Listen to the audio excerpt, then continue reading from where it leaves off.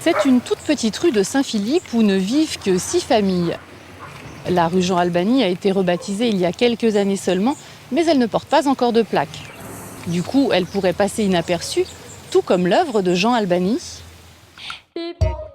Est-ce que vous savez qui était Jean Albany ? Non, pas du tout. C'était un esclave qui a découvert la fécondation de la vanille. Jean Albany, je crois que c'est... Le premier habitant de Saint-Philippe, peut-être, non Il paraît que c'était un poète. C'était quelqu'un de bien, mais bon, j'ai entendu dire que c'était un poète. Mais alors, quel poème! Fils de Marie-Antoinette et Ludovic Albany, tous deux instituteurs, Jean naît en 1917 à Saint-Denis. À 20 ans, il part à Paris pour suivre des études de droit et de chirurgie dentaire. 2 ans plus tard, il est mobilisé et sert comme officier d'artillerie à Fontainebleau. C'est pendant la débâcle française qu'il écrit ses premiers poèmes.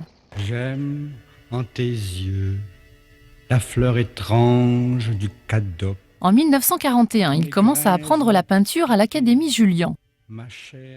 Il n'en délaisse pas ses précédentes études pour autant et décroche une licence de droit, un doctorat en économie politique et son diplôme de chirurgien dentiste. Un métier qu'il pratiquera pendant 30 ans dans la rue Le Pic à Paris. Entre 1945 et 1948, il séjourne à La Réunion et constitue son glossaire de mots créoles.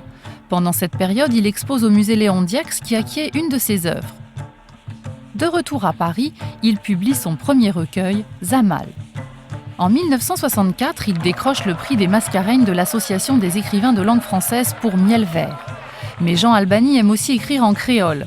Son premier livre en créole, Bleu Mascarin, sort en 1969.